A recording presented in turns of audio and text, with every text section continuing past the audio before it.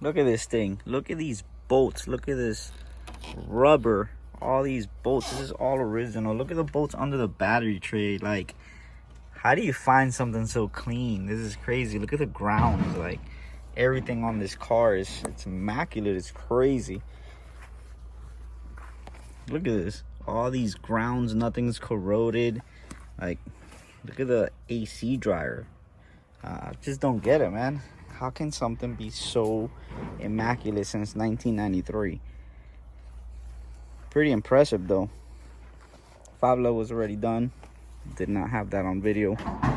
I am going to show everything else, how it gets done on this car, though. It's pretty cool. I'm just amazed on how clean everything really is since 1993 on this car. I mean, that has to be aftermarket shock towers or something, because there's no way that all that's original. It can't be. I mean, I know it's clean, but there's just no way. I mean, look at this idle valve. That's original from Honda. All right, so here I'm trying to make everything simple and removing everything that's in the way of pulling this motor out, such as the radiator, motor mounts, axles, any wiring, anything in the way, so I can show you guys exactly what's needed to do the case swap on this thing. And I will continue showing once I get everything out. Here we have the motor ready to pull out. It's loose. As you can see, it's only sitting on the 2 mounts, so all I have to take off is this bolt right here. Take off these bolts right here for the mount. Remove the traction bar already.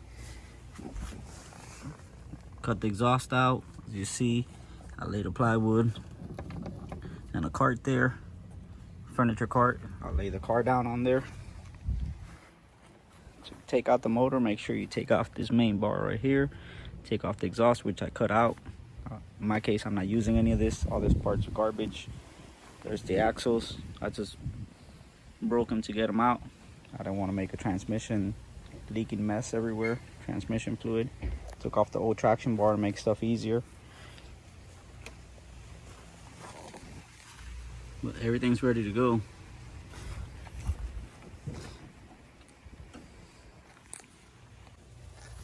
Now you just got to remove these mounts to get the motor mount out. Once you remove the motor mounts, the motor's just sitting on these two. So I removed all the bolts already. Now the mounts are out. And I just got to jack up the car to get the motor to drop down. And the motor should fall right down to the bottom.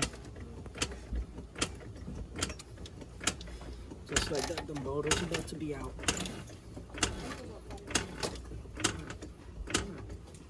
Here we are, pulling the motor out through the bottom of the car.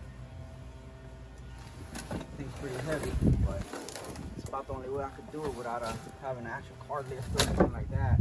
Backyard build. This is the definition of a backyard build, for sure. Probably get the car back on this cart. I had to take it off the cart. I had to take it off the cart due to the size of the motor. It was gonna hit the bumper, so kind of let it off the cart onto the ground, and then ended up pulling it out that way.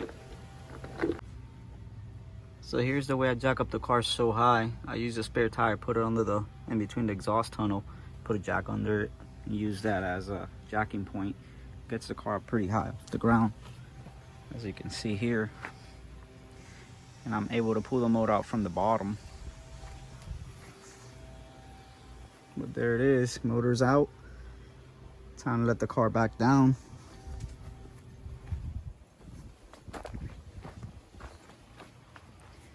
You can see the jack right here. The car back down.